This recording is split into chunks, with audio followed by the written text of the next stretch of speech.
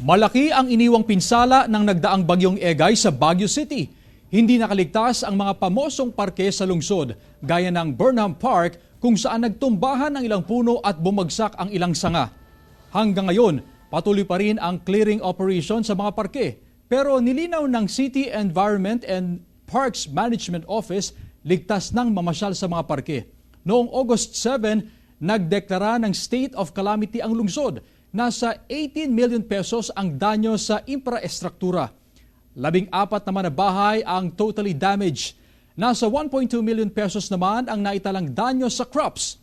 100% nang restored ang power supply sa lungsod.